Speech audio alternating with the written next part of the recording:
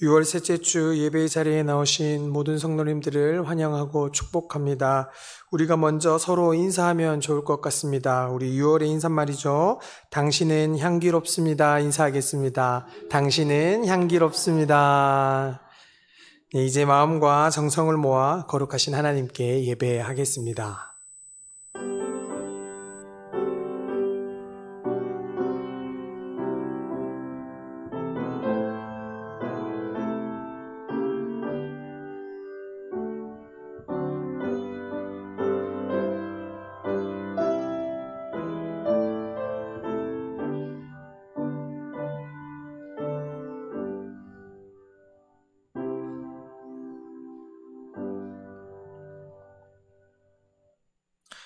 언제나 우리와 함께 하시며 인도하시는 하나님 아버지, 죄인으로 살아갈 수밖에 없는 우리를 하나님의 자녀로 삼아주시고 이 땅 가운데 거룩한 백성으로 살아가게 하심 감사합니다. 하루하루 주님을 기억하며 그 뜻과 시선에 맞춰 살아가겠노라 다짐하지만 번번이 쓰러지고 낙담할 때가 많습니다. 그런 우리를 용서하여 주시옵고 다시금 주님과 함께 걸어가는 힘과 용기를 더하여 주옵소서. 예배의 자리로 나아갑니다. 주님의 말씀이 들음에서 끝나는 것이 아니라 삶의 실천으로 이어져 살아 숨쉬는 말씀의 놀라운 은혜를 체험하는 우리 성함 식구들이 되게 하여 주시옵소서. 이 모든 말씀 살아계신 우리 주 예수 그리스도의 이름으로 기도드립니다. 아멘. 다 함께 찬송가 200장 찬양하겠습니다. 찬송가 200장 다 함께 찬양하겠습니다.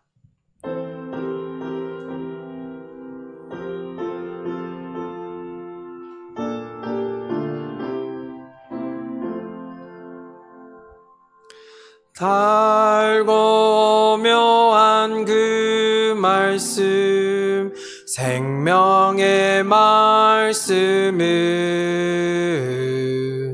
귀한 그 말씀 진실로 생명의 말씀이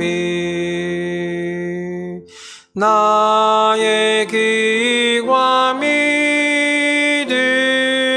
밝히 보여주니 아름답고 귀한 말씀 생명샘이로다. 아름답고 귀한 말씀 생명샘이로다. 귀한 주님의 말씀은 내 노래 되도다. 모든 사람을 살리는 생명의 말씀은 값도 없이 받아 생명길을 가니 아름답고 귀한 말씀 생명샘이로다. 아름답고 귀한 말씀 생명샘이로다. 널리 울리어 퍼지는 생명의 말씀은 마음의 용서와 평안을 골고루 주나니 다만 예수 말씀 듣고 복을 받네. 아름답고 귀한 말씀 생명샘이로다. 아름답고 귀한 말씀 생명샘이로다.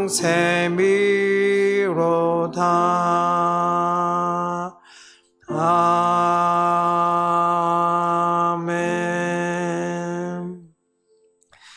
찬송가 288장 다 함께 찬양하겠습니다. 찬송가 288장입니다.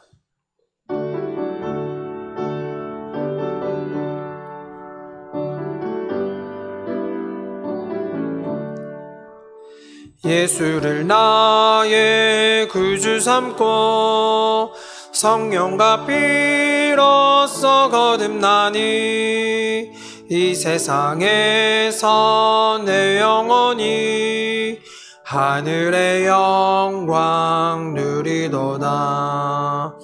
이것이 나의 간증이요 이것이 나의 찬송이세. 나 사는 동안 끊임없이 구주를 찬송하리로다. 온전히 주께 맡긴 내 영 사랑의 음성을 듣는 중에 천사들 왕래하는 것과 하늘의 영광 보리로다. 이것이 나의 간증이요 이것이 나의 찬송이세. 나 사는 동안 끊임없이 구주를 찬송하리로다. 주 안의 기쁨 누림으로 마음의 풍랑이 잔잔하니 세상과 나는 간 곳 없고 구속한 주만 보이도다. 이것이 나의 간증이요 이것이 나의 찬송이세. 나 사는 동안 끊임없이 구주를 찬송하리로다.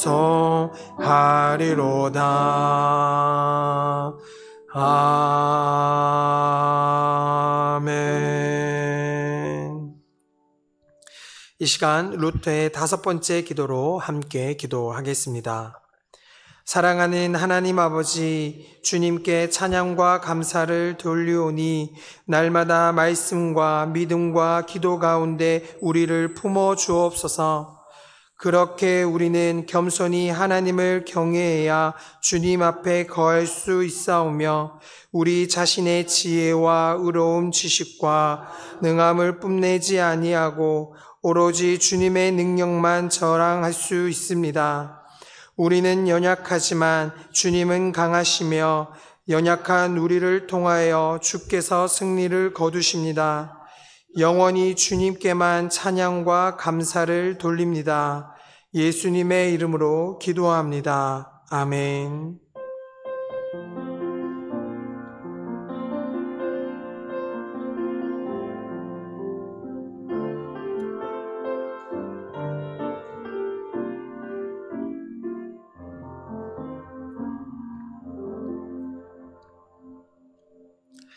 하나님께서 오늘 우리에게 주신 말씀은 사도행전 20장 7절에서 12절까지의 말씀입니다.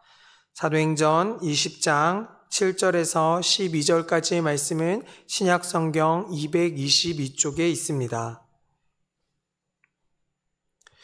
이제 하나님의 말씀을 봉독하겠습니다. 하나님의 말씀을 경청하시기 바랍니다. 그 주간의 첫날에 우리가 떡을 떼려 하여 모였더니 바울이 이튿날 떠나고자 하여 그들에게 강론할세 말을 밤중까지 계속하매 우리가 모인 윗다락에 등불을 많이 켰는데 유드고라 하는 청년이 창에 걸터 앉아 있다가 깊이 졸더니 바울이 강론하기를 더 오래 하매 졸음을 이기지 못하여 3층에서 떨어지거늘 일으켜 보니 죽었는지라. 바울이 내려가서 그 위에 엎드려 그 몸을 안고 말하되 떠들지 말라 생명이 그에게 있다 하고 올라가 떡을 떼어 먹고 오랫동안 곧 날이 새기까지 이야기하고 떠나니라. 사람들이 살아난 청년을 데리고 가서 적지 않게 위로를 받았더라. 아멘. 이 시간 목사님께서 하나님의 말씀 전해주시겠습니다. 은혜 가득한 시간 되시길 바랍니다.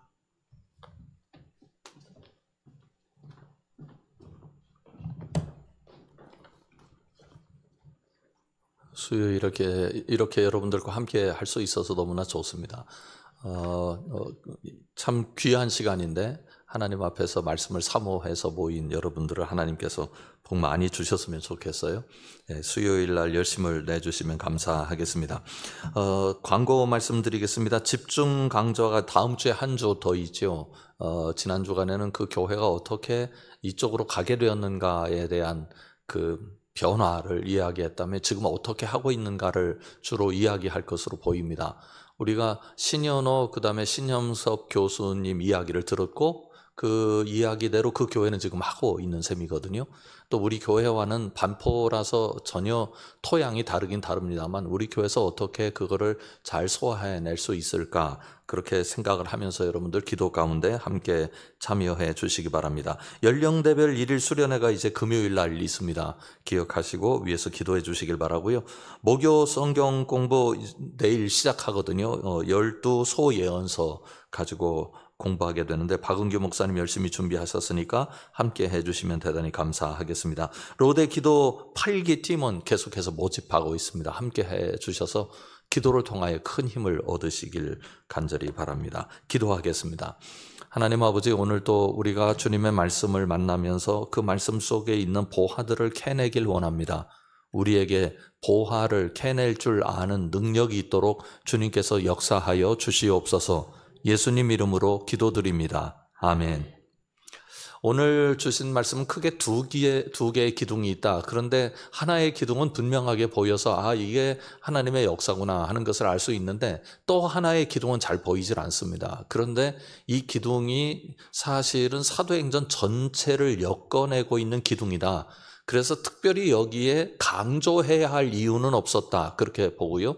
그렇게 말씀드리는 이유는 이 기둥은 사도행전 2장부터 시작되었던 기둥이기 때문입니다. 그것이 바울 선교에 있어서 모든 교회 속에서 동일하게 적용되는 아주 귀한 그 교회의 본질이었습니다. 그것이 무엇인지 먼저 우리가 한번 이야기를 나눠보겠는데요. 7절을 한번 보십시오. 이렇게 시작합니다. 그 주간의 첫날에 우리가 떡을 떼려 하여 모였더니 바울이 이튿날 떠나고자 하여 그들에게 강론할세 말을 밤중까지 계속하매. 그러니까 유두고 사건을 다루는데 유두고 사건에 있어서의 배경을 이야기하는 것으로 보여요. 그러나 사실은 배경만 이야기하고 있는 게 아닙니다. 우리에게는 평범하게 들리는 말씀이 여기 아주 중요한 몇 가지 단어들이 속해 있기 때문입니다. 떡을 뗀다, 그리고 강론한다, 그리고 그 주간에 첫날에 모였다 하는 건데요. 이 첫날이라고 하는 건 어떤 거냐면 안식일 다음 날입니다. 그래서 첫날이거든요. 그럼 첫날이면 지금으로 말하면 언제예요? 주일날입니다. 주일날 모였다 이런 얘기가 있고요. 그 다음에 우리가 떡을 떼려 하여 모였다. 그렇게 얘기를 하고 있는데 이 떡을 뗀다는 말은 만나서 맛있는 떡 먹었나 보다 이렇게 생각하실 수 있겠는데 성만찬을 의미하는 용어입니다. 다른 말로 하면 성만찬보다는 우리에게는 어떻게 더 가깝게 용어를 바꿀 수 있느냐면 예배로 모였다 이렇게 말씀드릴 수 있습니다. 그러니까 주일날 예배로 모이는 일들이 그 당시에 일어나고 있었다. 그런데 지금 현대 교회의 예배와 그 당시 예배는 조금 달랐습니다. 우선 순서가 그 당시에는 없었어요. 거의 없다고 보면 좋습니다. 단 순서가 회당에서 하는 정도의 순서였는데 찬양하고 저 말씀 한 구절 정도 읽는 정도의 순서, 아주 간단한 순서가 있었습니다. 그러면 그 순서보다 더 중요한 게 뭐였는가? 주신 말씀에 보면 떡을 뗐다 하는 이야기가 나와요. 한번 그 이야기를 좀 보겠는데 우선 지도를 한번 보시죠. 지도에 보면 이 사건이 어디서 일어났는가를 보여주고 있는데 마게도냐라고 하는 지역이 보이죠. 제가 한쪽에다 좀 더 확대해 놨는데요. 마게도냐 지역에 굉장히 중요한 도시가 있었죠. 어떤 도시입니까? 빌립보입니다. 빌립보에서 지금 바울이 어디로 왔느냐면 드로아로 왔어요. 그러니까 소아시아 지역으로 다시 들어온 거예요. 그래서 드로아에서 일어난 사건을 이야기하기 위해서 적고 있는데 그럼 드로아에 와서 바울이 뭘 했느냐? 떡을 뗐다 이겁니다. 안식 후 첫날에 떡을 뗐다. 그렇게 말씀하고 있거든요. 그러면 이들에게 떡을 뗐다고 하는 것은 도대체 어떤 의미를 가지고 있는 걸까? 그것을 알기 위해서 마태복음 26장 28절과 29절을 좀 볼 필요가 있습니다. 자, 우리 우선 28절, 29절을 다 같이 한번 읽어보겠습니다. 시작. 이것은 죄사함을 얻게 하려고 많은 사람을 위하여 흘리는 바 나의 피 곧 언약의 피니라. 그러나 너희에게 이르노니 내가 포도나무에서 난 것을 이제부터 내 아버지의 나라에서 새 것으로 너희와 함께 마시는 날까지 마시지 아니하리라 하시니라. 아멘. 사실은 저는 우리 개신교에서도 성만찬의 수가 늘어나야 된다. 여러 가지 다양한 성만찬이 우리에게 있어야 한다 생각하는 목회자 중에 하나인데, 우리 교회는 여러 가지 성만찬을 사실 하기는 합니다. 이제 주일날 성만찬 숫자도 늘어났고요. 또 특별히 연령대별 수련회 때 성만찬을 하기도 하고, 수련회 어떤 조그만 모임 때 성만찬을 하는 경우가 굉장히 많은데, 이 당시에 성만찬이 어떤 의미를 가졌는지를 조금 전에 읽으신 말씀 속에서 우리가 찾아내야 되는 게 몇 가지 있어요. 그 중에 중요한 두 가지를 우선 이야기하겠습니다. 말씀을 다시 보시면 28절에 보면 피를 주시면서 예수님께서 포도주를 주신 거죠. 뭐라고 말씀하셨느냐면 정의를 이렇게 했어요. 언약의 피다. 이 말을 다른 말로 말하면 언약의 증표의 피다. 이런 거예요. 그러니까 포도주를 너도 마시고 나도 마셨으면 너와 내가 어떤 관계로 들어간다? 언약 관계로 들어간다. 그런 뜻입니다. 그런데 이스라엘 백성들에게 이게 자연스러운 언어예요. 왜냐하면 너도 유대인이고 나도 유대인이니까. 그런데 이게 이방인들에게는 특별한 의미입니다. 있을 수 없는 얘기예요. 이방인과 유대인이 무슨 상관이 있습니까? 싸우면 싸웠지. 전혀 상관이 없는 사람들입니다. 물과 기름 같은 사이인데 무엇을 함으로써? 성만찬을 함으로써 예수 그리스도의 포도주에 참여함으로 너와 내가 하나님과 무슨 관계 속으로 들어간다고요? 언약 관계 속으로. 이게 얼마나 놀라운 일인지 모릅니다. 그러니까 성만찬을 할 때마다 우리는 무슨 백성이다? 언약 백성이다 라고 그 성만찬에 참여하는 모든 믿음의 사람들이 고백을 하는 거예요. 나는 이방인인데 그런데 하나님께서 예수 그리스도의 피를 통하여 나를 언약 백성 삼아 주셨다. 그러니까 성만찬이 감격일 수밖에 없었어요. 또 하나 29절에 보면 이런 표현이 있어요. 이제부터 내 아버지의 나라에서 새 것으로 너희와 함께 마시는 날까지 마시지 아니하리라 하시니라. 그런데 이게 특별한 표현인 것을 여러분들 아시겠습니까? 지금 예수님께서 제자들과 포도주를 마시고 계시죠? 근데 이거 언제 또 마신다는 거예요? 아버지의 나라에서. 그런데 아버지의 나라에서 예수님만 마셔요? 제자들도 거기서 마셔요? 예, 지금 우리가 이렇게 포도주를 나누는 것처럼, 지금 우리가 떡을 나누는 것처럼 하나님 나라에서 다시 우리가 포도주와 떡을 나눌 거다. 이 얘기를 하고 계신 거예요. 그럼 중간에는 예수님과 제자들이 포도주와 떡을 나눌 일이 있다는 거예요? 없다는 거예요? 없다는 거잖아요. 그러면 하나님 나라라고 하는 의미가 나오면 이걸 우리 방식으로 해석을 하면 종말이에요. 이 세상 끝, 그날에.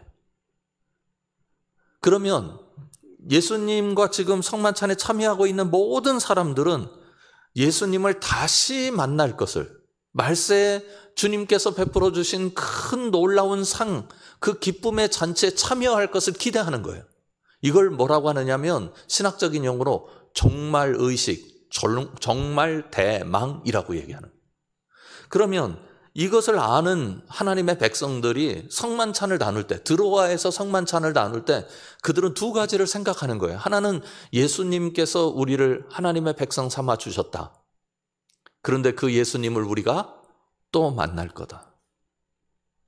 오늘 핍박을 당하고 있고 우리 목숨이 위협에 처해 있고 그리고 교회가 연약해 보이고 아무것도 아닌 것 같지만 우리 주님께서 진정한 왕으로 임하실 때 그때 우리는 주님과 잔치상에 둘러앉을 주님의 백성이다.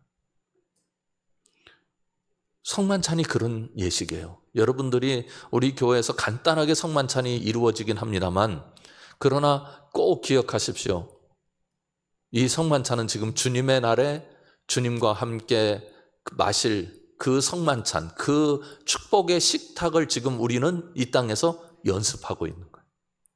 우리끼리 마시지만, 우리끼리 먹지만, 우리끼리 주님의 식탁에 참여하지만, 그러나 말세 새하늘 새 땅에서 우리 주님께서 우리를 주님의 식탁에 직접 불러주시고 주님과 더불어 먹고 마시게 될 것이다. 그러니까 이 드로아의 사람들이 바울과 이런 시간을 갖는 것, 떡을 떼는 시간을 갖는 건 그들에게 아주 특별한 시간이었어요. 그걸 기억하는 거예요. 바울 선생님 그동안 떠나가셔서 여기 오시지 않았잖아요. 그런데 바울 선생님 오시면서 아마 드로아의 그리스도인들은 누구를 생각했을 거냐면 예수님 생각했을 거예요. 바울이 떠나갔다가 다시 와서 자신들과 떡을 떼며 하나님 앞에서 예배하는 그때, 바울이 다시 와서 우리와 떡을 떼듯이 주님 다시 오셔서 우리와 이 잔치의 그 식탁에 앉게 될 것이다. 그런 기대가 있었던 거죠. 그래서 우리가 성만찬을 좀 생각을 해보면 몇 가지 정리할 필요가 있는 게 있어요. 한번 여러분들과 간단한 그림을 보시겠는데, 우리가 신앙생활에서 건강하다 하면 이런 조건들이 이루어져야 돼요. 그래서 성만찬은 결국 이런 조건들을 우리에게 가르쳐 주는 거다 하는 거예요. 자, 성만찬은 혼자 합니까? 여럿이 합니까? 여럿이 합니다. 그런데 포도주와 떡은 누가 먹습니까? 여럿이 한 입으로 먹는 게 아니잖아요. 나는 나대로 먹고 너는 너대로 먹는 거예요. 여기에 교회의 본질이 숨어 있어요. 신앙의 본질이 숨어 있고요. 자, 신앙이라고 하는 건 사실은 어떤 면에서 하나님과 나와의 1:1 관계예요. 이 관계가 좋아야 돼요. 근데 이 관계 가지고만 신앙이 좋다 얘기할 수가 없어요. 그러면 또 하나의 관계가 필요한데, 그건 뭐냐면 우리 공동체와 하나님과의 관계예요. 우리 한 사람이 아무리 순전하고 의롭다 할지라도 우리 공동체 자체가 흐려 있고 탁하고 왜곡되어 있으면 하나님과 관계를 제대로 할 수가 없어요. 그래서 신앙 관계라고 하는 건 하나님과의 관계라는 측면에서 나와 하나님과의 관계만큼 중요한 것이 우리 공동체와 하나님과의 관계예요. 그러면 결국은 우리 공동체에 내가 신앙인으로서 하나님의 뜻대로 살고픈 기여를 해야 된다는 거죠. 그러니까 우리 공동체에서 일어난 오류가 있다면 그 오류의 책임은 누구에게도 있는 거예요? 나에게도 있는 거다. 이게 공동체 의식이에요. 축구에서도 11명이 축구를 하지 않습니까? 그런데 11명 중에 누군가가 반칙을 해가지고 퇴장당하면 10명하고 싸워야 되잖아요. 그러면 퇴장당한 이 사람, 자기가 파울을 해가지고 지금 퇴장당한 거 아니에요. 그게 개인적인 문제죠. 그렇지만 영향은 누구에게 미칩니까? 팀 전체에 미친다고요. 그러니까 이 사람은 지금 팀에게 못할 짓을 하게 된 겁니다. 그 책임감 없이는 축구 게임 하나도 제대로 해내지 못한다고요. 우리가 하나님 나라의 백성들이고 하나님의 나라의 운동을 하는 사람들이라면 적어도 개인적으로 나 하나만 예수님 잘 믿으면 되지 그것 가지고 안 된다는 거예요. 우리 공동체가 주님 앞에 아름답게 서게 하기 위한 우리 개별적인 노력이 있어야 된다는 거죠. 성만찬을 할 때마다 내가 비록 주님의 떡과 주님의 포도주를 마시지만 우리가 동시에 그리고 함께 하고 있다라고 하는 의식 속에서 우리가 배워가는 거죠.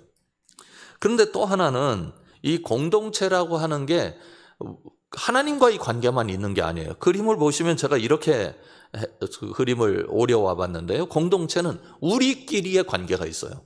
지금 우리와 하나님과의 관계가 중요하다고 그랬지 않습니까? 나와 하나님과의 관계도 중요하고 우리와 하나님과의 관계도 중요한데 이 우리라고 하는 이 공동체가 신앙의 공동체라고요. 그래서 이 신앙의 공동체는 다 연결되어 있다는 사실에 우리가 주목할 필요가 있습니다. 성만찬을 할 때 어떤 얘기를 하느냐면 성찬식을 할 때 우리가 한 몸에 그리고 한 피에 참여했다라고 얘기를 하는 거죠. 그러니까 서로를 바라보는 시각이 다른 거예요. 그냥 우리 그리스도인들은 동네 사람이 아니라고. 동창이 아니에요. 선후배가 아니에요. 그리스도의 몸과 피를 나눈 공동체예요. 그러니까 서로를 바라보는 시각이 내 안에 그리스도의 몸이 있고 피가 있듯이 네 안에도 그리스도의 몸과 피가 있다. 나와 너를 바라보는 가치 기준을 이렇게 삼아야 되는 거죠. 교회는 이게 절대적인 가치 기준입니다. 그 사람이 얼마나 배웠느냐, 그 사람이 돈을 얼마나 가졌느냐, 그 사람이 사회적 역할을 얼마나 하느냐, 그건 다음 기준이에요. 그 기준들도 중요하지 않은 건 아니지만 우리가 기본적으로 모든 기준을 다 포기하고 하나의 기준만 남기라 그러면 당신 안에도 주님의 몸과 피가 있고 내 안에도 주님의 몸과 피가 있다. 이 기준이 절대적 기준이어야 한다는 거죠. 다른 건 다 포기할 수 있어요. 돈의 기준 포기할 수 있고 학력의 기준 포기할 수 있고 사회적 역할에 대한 기준 포기할 수 있고 생긴 것 기준 포기할 수 있고 가문 다 포기할 수 있지만 절대로 포기할 수 없는 게 이거예요. 그런데 이게 더 힘이 세야 돼요. 다른 것보다. 그럼 교회가 건강해요. 초대교회가 그 시대에 강력하게 그 시대를 바꿔놓은 결정적인 원인은 이 기준으로 공동체가 뭉쳐 있었기 때문에. 그러면 그게 무슨 얘기냐면 밖에 있는 사람들이 볼 때 저 공동체에 들어가면 나도 저 기준에 적용받겠다. 이 생각을 하는 거예요.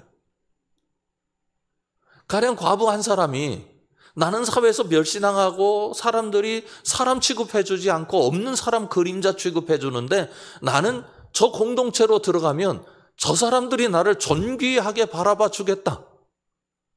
이게 그려지니까 그 공동체에 가고 싶은 거죠. 이게 초대교회가 가졌던 강력한 힘입니다.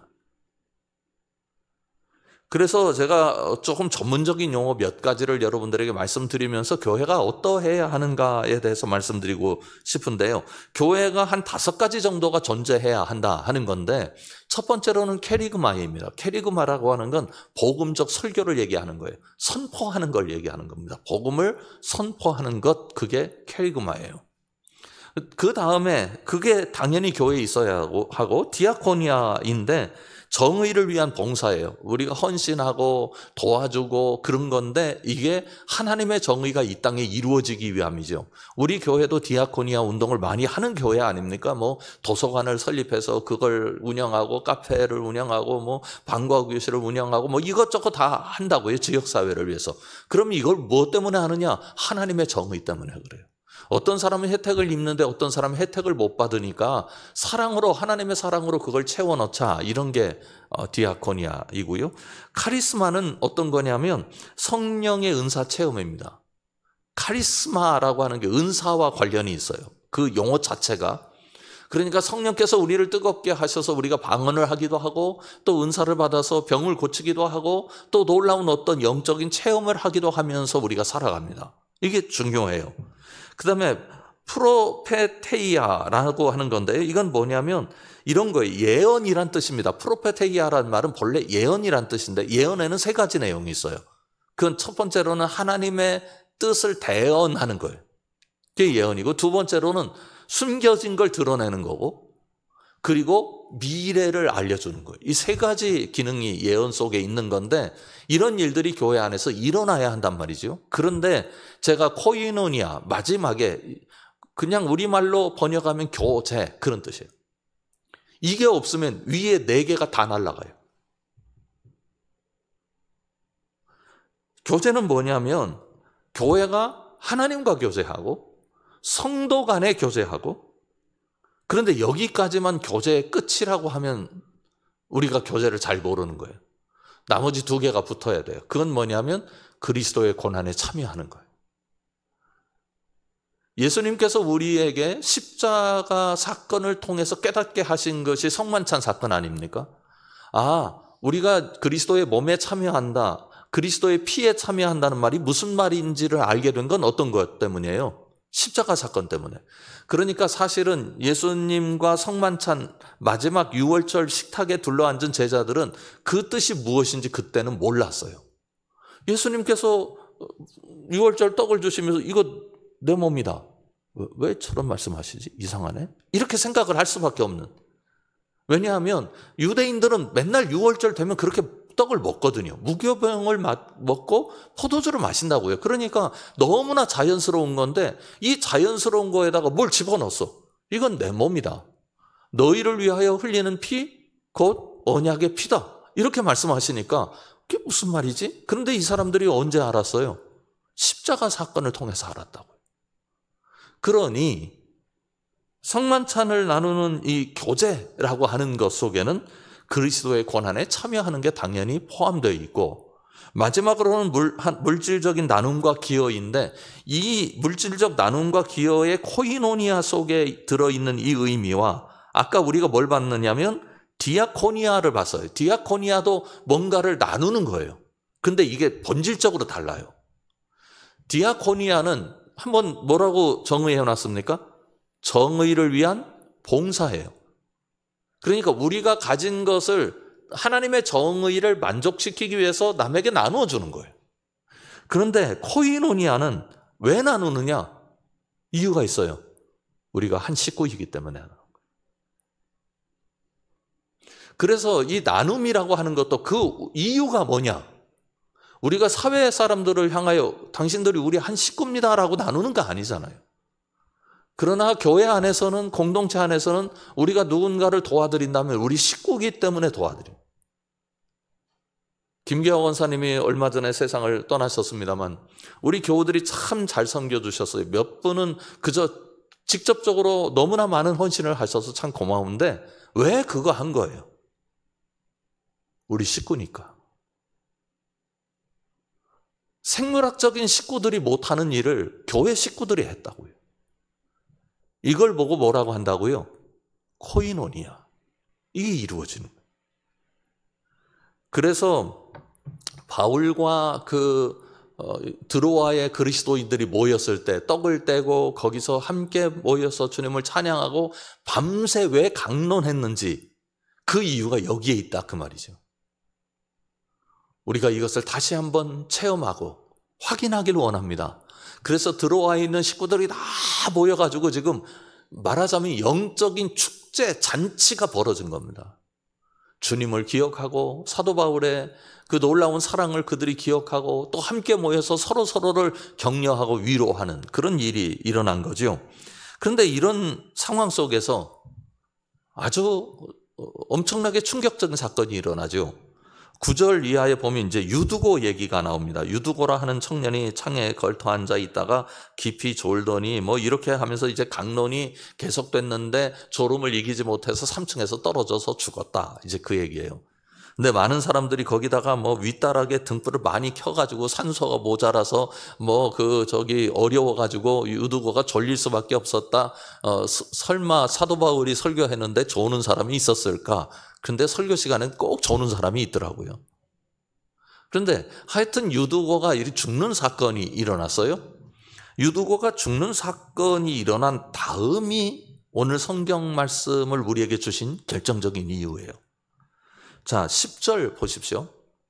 바울이 내려가서 그 위에 엎드려 그 몸을 안고 말하되 떠들지 말라 생명이 그에게 있다 하고 올라가 떡을 떼어 먹고 오랫동안 곧 날이 새기까지 이야기하고 떠나니라. 이렇게 되어 있어요. 자, 그런데 여기서 우리가 한 가지를 좀 우선 점검할 필요가 있는 게 바울이 왜 그 위에 엎드려서 몸을 안았느냐 하는 겁니다. 사실은 지금 생명의 잔치가 벌어지고 있고 성령의 잔치가 벌어지고 있는데 생명의 잔치, 성령의 잔치가 뭐로 끝날 뻔했어요? 장례식으로. 천국 잔치가 장례식으로 끝날 뻔했다고요. 이런 상황 속에서 바울이 유두고가 떨어져서 죽은 모습을 보고 생명이 그에게 있다 선언을 하기 전에 먼저 그 위에 엎드려 그 몸을 안았어요. 그러면 왜 그렇게 했을까? 도대체 생명이 있다는 걸 이렇게 선언하면서 어떻게 그런 일을 할 수 있었을까? 한번 여러분들에게 이제 한 가지를 소개하려고 하는데요. 이 사건이 바울 시대만의 사건은 아니었다 하는 것을 성경이 우리에게 알려줍니다. 기억나실 거예요. 바울의 사건은 앞에 선언적인 두 가지 사건을 전제합니다. 이 선언적인 두 가지 사건은 어떤 거냐면 엘리야와 엘리사 사건입니다. 여러분들 잘 아시죠? 엘리야가 사렙다 과부를 통해서 굉장히 큰 도움을 받았지 않습니까? 그때 사렙다 과부의 아들이 죽죠. 죽었을 때 그 엘리야가 취한 행동이 열왕기상 17장 21절 상반절에 나와 있어요. 제가 읽어드릴게요. 그 아이 위에 몸을 3번 펴서 엎드리고 여호와께 부르짖어. 그러니까 표현은 조금 다르지만 행위는 똑같은 거예요. 그 아이 위에 엎드렸어요. 그리고 엘리사 사건 때도 수넴 여인의 아들 아닙니까? 수넴 여인의 아들도 세상을 떠나게 됐을 때 열왕기하 4장 34절 상반절을 보면 아이 위에 올라 엎드려 이렇게 되어 있어요. 여러분에게 한번 상상력을 동원하시도록 해보겠습니다. 지금 아이 위에 엎드리는 행위가, 이 엎드리는 사람들이 아이가 죽었다고 생각하고 엎드렸을까요? 살아있다고 생각하고 엎드렸을까요? 자, 그러면 다시 질문을 좀 바꿔보겠습니다. 지금 아이가 죽었다고 사람들이 판정을 했죠. 그렇죠? 그런데 이 아이에게 죽었다고 판정을 했는데 이 아이에게 뭔가를 하려고 한다면, 이 뭔가를 하려고 하는 사람은 이 아이가 죽었다고 생각하는 게 옳겠어요? 아니면 살아있다고 생각하는 게 옳겠어요? 생명이 있다고 여기는 게 옳겠어요? 생명이 없다고 여기는 게 옳겠어요? 생명이 이미 떠나서 죽었으면 끝 아닙니까? 그러면 이 아이를 살리겠다는 말은 어떤 뜻이냐면 이 아이의 죽음을 다시 생명으로 바꿔놓는다라는 말로 우리에겐 들리지만 사실은 죽음이라고 하는 건 누가 정의한 거예요? 사람들이 정의한 거예요. 생물학적인 경험에 의해서 정의한 게 죽음이에요. 그러나 하나님 보시기에는 죽음과 생명의 정의가 달라요.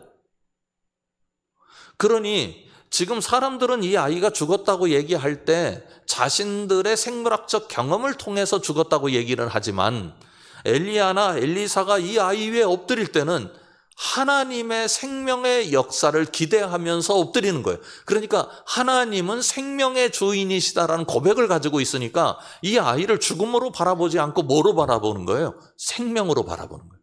그래서 생명의 역사가 일어나는 거거든요.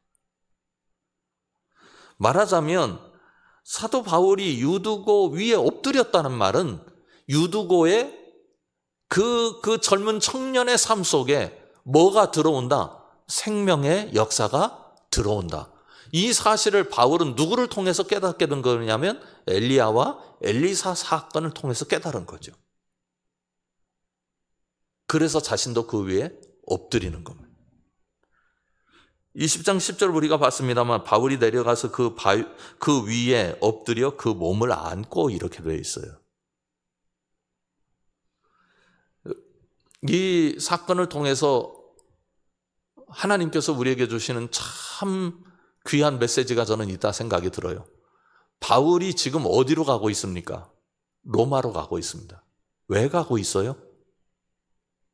이제 예루살렘 들르고 로마로 가서 죽기 위해서 가는 겁니다. 순교하기 위해서 가는 겁니다. 자기 몸이 어떻게 될지 모르는 상황 속에 있어요. 그런데 이가 지나가는 길에서는 무슨 역사가 일어나요? 생명의 역사가 일어나요.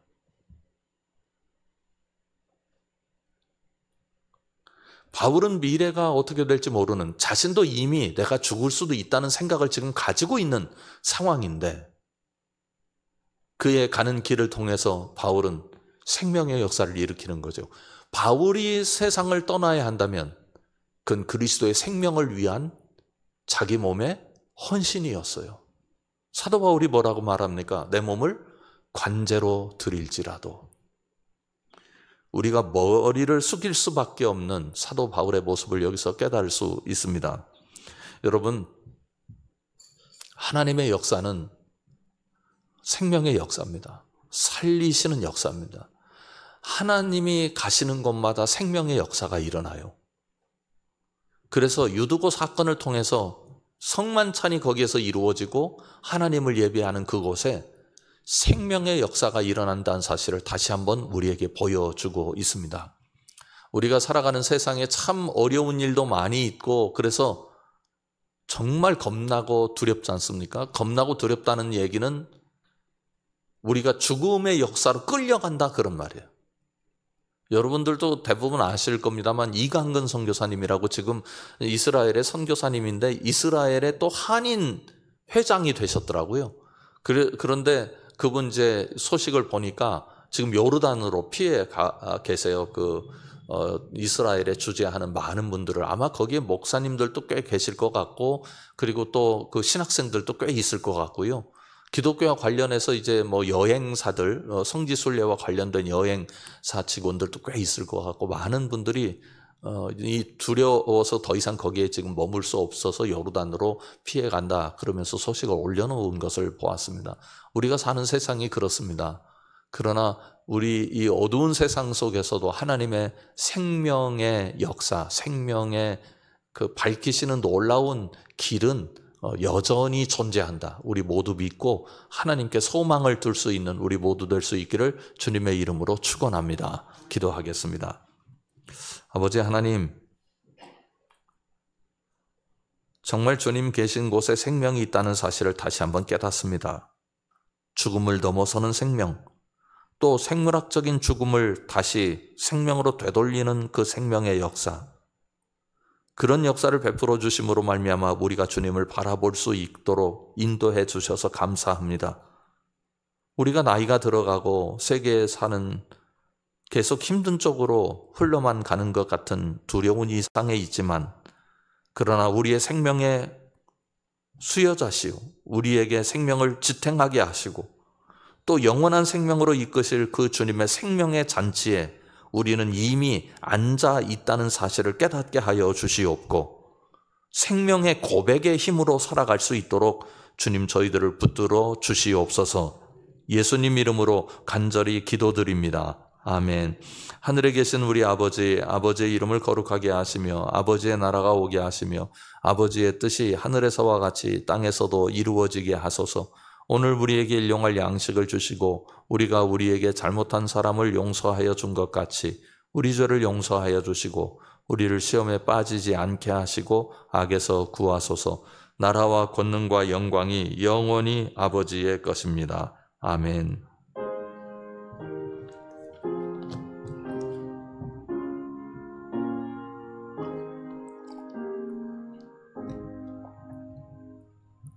이상으로 마쳤습니다.